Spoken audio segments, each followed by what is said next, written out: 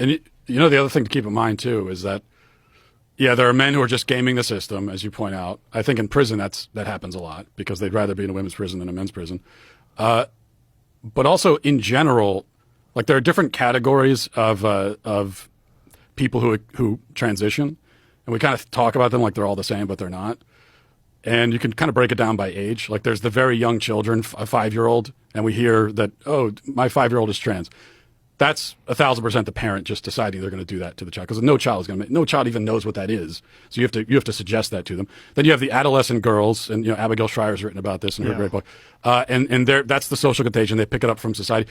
But then there's the older men who are adults and decide one day that they're women.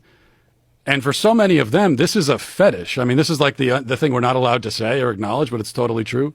That for most of these older men who decide that I'm a woman, it's a fetish. It's autogynephilia. They're enchanted by the idea of themselves as women, and so now we have to participate in your fetish. Like you get off on the idea of being seen as a woman, and I have to be a participant in that. It's really degrading and to all of us, you know, that we're all being forced into this. Well, it's always been a psychological condition. It's always been known as being like a psychiatric condition, like it's a mental health issue. Right.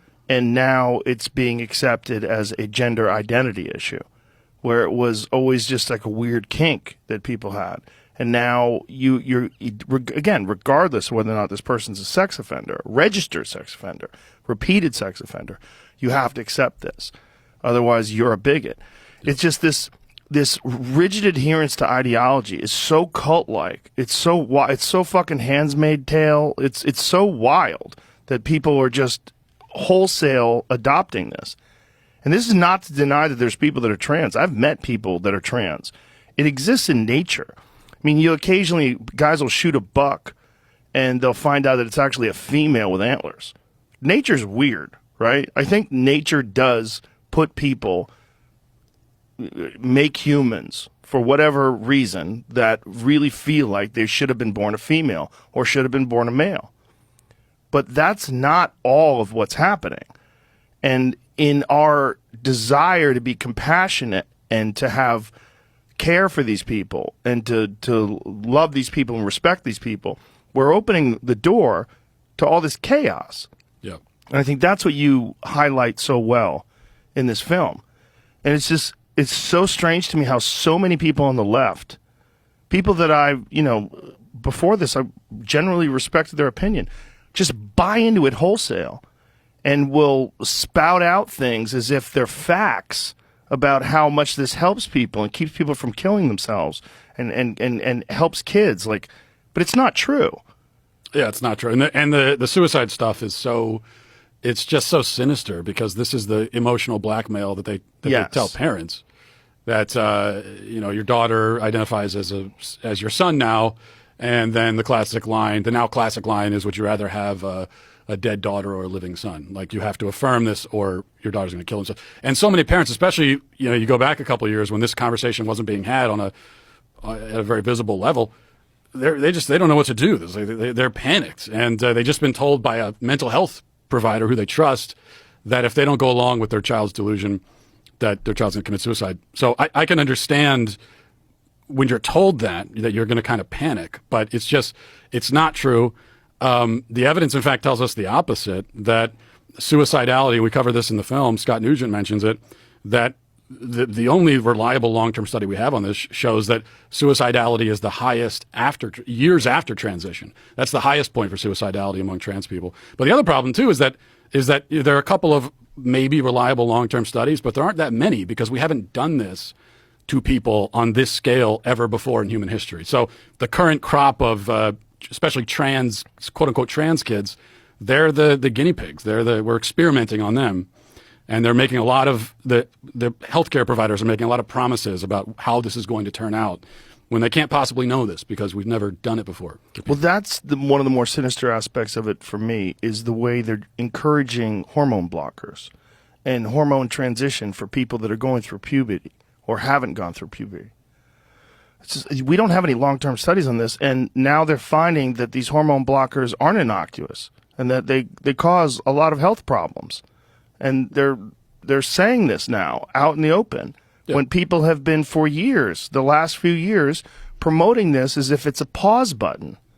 And it's just absurd, because that's not how human biology works. No.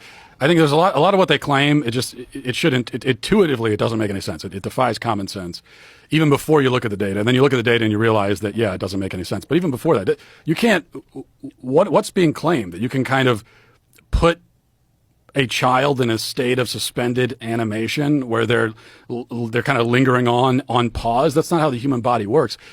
What you can do is try to suppress the human body's normal natural functions, but when you do that, it's a trade-off. There are consequences. There are always consequences. That's how nature works.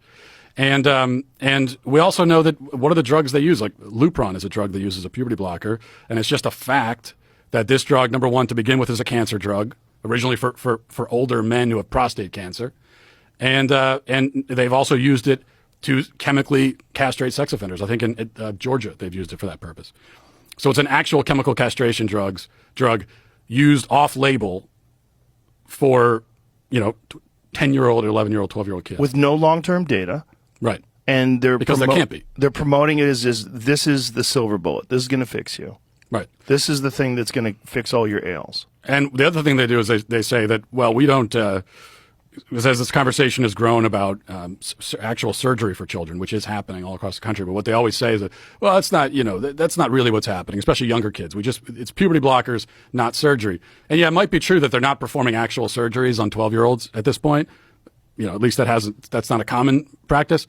But what they don't tell you is that once you put the kid on this conveyor belt, they're going to probably stay on it all the way to the surgery. You've put them in the system. You've put them on. It is like a conveyor belt system, and they're most likely not going to jump off. You start with the puberty blockers. In almost every case, it's going to lead to hormone therapy, and then in a great many cases, they go from there to surgery. And the other thing too is that as they're going along with these drugs, you are taking away, you're sterilizing them. You're oftentimes permanently taking away their future fertility. So, you've taken away their capacity to, like a girl, you've made it so she'll never be able to have kids in the future. You've already taken that from her. She has given it up before she even could know what she's even given up. And then for her, it's kind of a logical process. Well, I've already given that up, so I might as well go get the double mastectomy, and then all down the line. And then there's the euphoria that comes with taking testosterone that happens to them. Like almost immediately they have a different feeling and they go, oh, this is how I should have been all along. Now the medicine is helping me.